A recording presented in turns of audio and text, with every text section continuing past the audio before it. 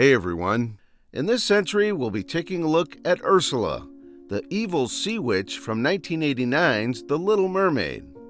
As the only female villain in the Disney Renaissance era, Ursula was a half-woman, half-octopus banished to the dark depths of the sea.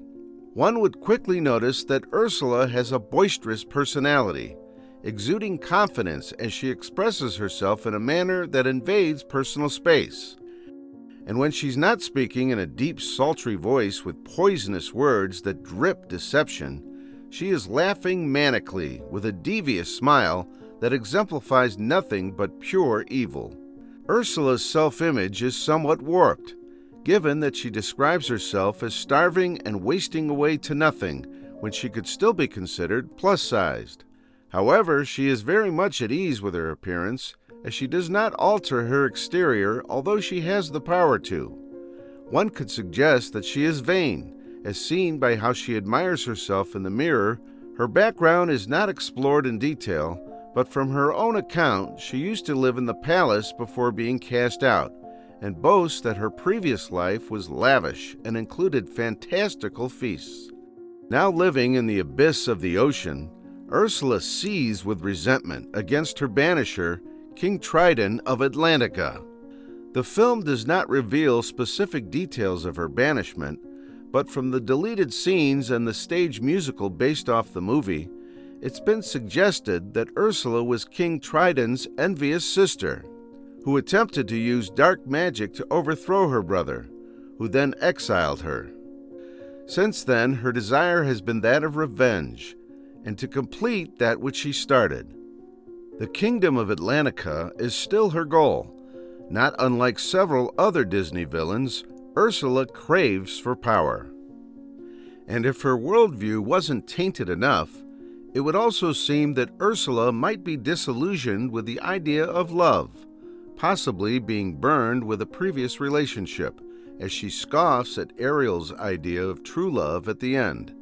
Now her only objects of love are her pet eels, the only characters she shows noticeable affection for at their demise. While using dark magic is questionable itself, what pushes Ursula into the definitive evil side is the fact that she is a conwoman, a master manipulator and deceiver, who vents her resentment by preying on the poor unfortunate souls desperate and foolish enough to consult her. She lures them in with the elusive carrot of their hopes and dreams, exploiting their insecurities and desires, getting them to sign themselves into contracts they can never uphold. The price she charges is a hefty one, no less the soul of the signed victim. And when the bill comes due, she reduces them into polyps that line the entrance of her residence, serving as a trophy garden that appeals to her sick sense of pleasure. It's suggestible that in her mind, Ursula feels no guilt or remorse as her victims willingly sign themselves into their fallen state. After all, like an ethical salesperson, she can proudly claim that she forced none of them to enter their agreement. Within the confines of the contract, all seems fair and the payment is just. However, we see that racking up numerous victims has done nothing to curb Ursula's desire for the throne. She is smart enough to recognize that she cannot directly affect Triton, but also cunning enough to know that sometimes it takes a smaller fish to capture the bigger prize. Her window of opportunity arises when a heartbroken Ariel seeks a way to become human. Ursula obliges, but with many strings attached. In her deceiving nature, she tricks Ariel into giving the one thing that left an impression on Eric, her voice, telling her that men above like silence in women and that her body language will be sufficient. With the cost of failure being her soul, such unfair terms are already far from ethical. But what makes it more despicable is that the contract allows Ursula to cheat while still maintaining the letter of the agreement. If Ursula had not intervened by getting her eels to capsize the boat, Ariel would have had her happily ever after even before day 3. Later, she cheats even further by disguising herself with Ariel's voice and putting Eric into a hypnotic trance. When Ariel fails to meet her end of the agreement, King Trident attempts to save his daughter by rendering the contract void.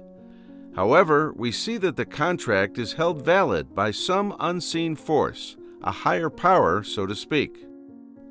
So with that in mind, one must conclude that Ursula's actions of sabotaging Ariel, while they definitely constitute cheating, are still deemed valid and not a breach of the contract.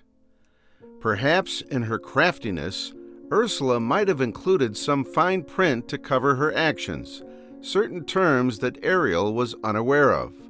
Or perhaps the contract was ambiguous enough that it allows Ursula to cut corners however she pleases. Either way, Ursula's act of evil is her deception through omission, preying on the ignorant and the gullible. But sadly, all the blame cannot be attributed to Ursula, as only a fool would sign a contract without reading it. That is ultimately Ariel's responsibility. While she plays fair by the rules, Ursula employs every dirty trick she can muster. Perhaps there was more that Ariel could have done while still keeping within the terms, but it's likely that Ursula would have made provisions for that too. So what do you think of Ursula, folks? Let me know in the comments below. Thanks for watching, and take care.